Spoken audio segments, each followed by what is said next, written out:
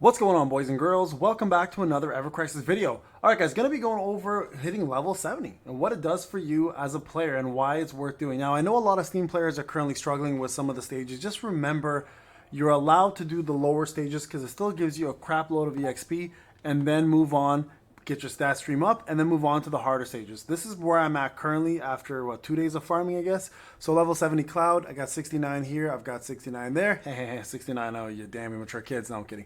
So we got a couple 69s, and then I'm working on Glenn, Matt, and Tifa next to get them to 70, and then we're going to work on the rest of the squad as well, too. So let's go through Cloud real quick and go over what this is, how this is going to benefit you, and where you're going to go with level 70. Okay, so first off, it's going to cost quite a few of your tokens, so keep that in mind. But here we go. This right there is going to give you a little bit of a boost. Okay, so we got ourselves 3,270 heals, cross slash. So cross slash here. This is different because now if you look here, the damage currently for cross slash, if you look at level 9, is 2,600. This actually pushes it up by 400, which is pretty damn big. So make sure you unlock that. That'll push your limit even further. And of course, you get yourself a little bit of healing if you use Cloud for a healer. Remember the one thing to keep in mind, yes, we are going to be limited in regards to the number of, I guess, like fragments as free-to-play players. You can always farm them, but it is important to also remember to actually boost up magic and magic attack as well as physical attack. Now, the reason behind that is simply this. Your limit breaks are a mixed bag of your physical and magic damage, right? So if you're only doing physical, you're only going to get a little bit of that. Now, in the beginning, I used to avoid magic for Cloud because I just didn't have the fragments. But now the fragments are a lot more available and they're easier to come by. It's highly recommended to do that, okay? So we have 283, pushes that to 315.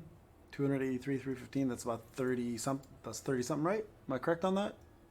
I think so, right? Yeah, let's get a calculator out. Calculator. So if we go 283, sorry guys, I'm fried, brain dead today. So 32, yeah, that's a 32 increase in magic, so not bad. There you go. Health, you 100% want to push health. So let's see which one here is going to be the best to do though. So this one here doesn't require any fragments. Go this route first. So 3,390. I want physical attack over the health for sure. So take the physical attack. That puts you at 353. And this here I'm going to be stuck on. Now, obviously the health I do want, I haven't even bothered leveling up Blade Beam, but you guys can see here 249 out of 289. So what am I missing here? I'm probably missing a couple. Yeah, see, I'm missing magic here because I didn't do that. So I still was avoiding magic a little bit just to get my physical attack up. But let's see here, going through this Blade Beam I've completely avoided. So that's where most of my, yeah, I got to go back and get that. Now I do have universal vouchers I can use on Cloud, and I probably will just to max him out. But that's pretty much it. Now, real quick, I do want to talk about limit breaks, okay? So again, shout out to the data miners for bringing this one up. This is going to be important so you guys are aware. There are data mine information about different kinds of limit breaks. There are total, I believe, if we look at the proper data mining, there's a total, I think, of 6 for each, either each character or total. Let me see. All characters except a few seem to have reference to 6+ limit breaks, including K-Sith, Vincent, and Sid. So again, shout out to the unofficial Discord for providing this information. I don't ever want to put the author's name out there unless I'm being told to. I was asked not to, so I'm just giving the shout out to the site. The only 2 that are currently known outside of Landscaper, which is one of Yuffie's that's going to come out in the future, is actually Tifa's Dolphin Blow. Okay, so keep that in mind. Now, when they're going to be released is a whole different story. I know there have been talks about the future of having things like Omni Slash eventually introduced into this game. So I can only imagine, guys, the introduction of brand new limit breaks will happen probably when we've tapped out on the level. My assumption on level tapping is probably going to be level 100. And then from there, they can probably focus a lot more on getting the actual limit breaks out, right? Because eventually you're going to hit a cap. You can't just keep like it's. And I get it's a gotcha, and I know that a lot of people are going to be like, paying. They can push as high as they want, and you're absolutely right. They can push as far as they want, but I think realistically, let's be real, it's probably going to go to 100, and then this is the best time, in my opinion, to start introducing additional limit breaks at that point, because then people have something to do in the stat line. Now, something else I want to talk about real quick that's also been mentioned. The stat stream also in the data mine does talk about something else. Again, shout out to the Discord that found this, about the costume stat stream. So apparently there's going to be an ability, perhaps, I don't know if this is going to be scrapped or not, but there's the opportunity of introducing stat stream with costumes, so you guys can build up your costumes as well through the stat stream and level them up.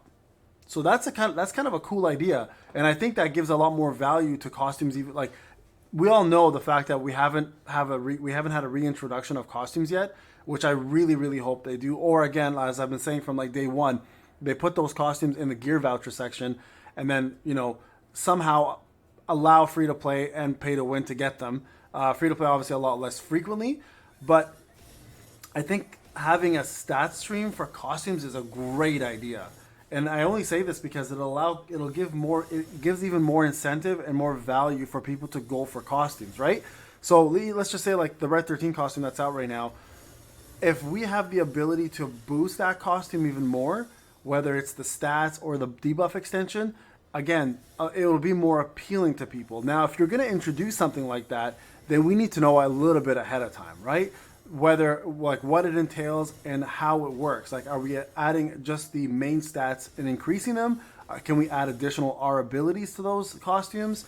It's a great idea to let people know, because then people can invest more into costumes, and in this case, from a financial perspective, it's smarter for the company, because then it'll make people want to maybe perhaps spend to get said costumes, right? So it's like a win-win situation for the dev. So I really do hope we hear something. So again, it's great that data miners have this kind of information, but it's also nice to hear it from the official source, because then people have a little bit more trust in what's coming out and how they want to focus on it, right? Because, like, for example, as a free-to-play player, I'm not going for Red 13 because the banner is absolute garbage for me. Even though the costume is kind of nice, the banner itself is not great, right? So it makes me not want to pull as a free-to-play player and save my gems for a more important banner, which it should be the case for almost all players anyways, unless you're a whale.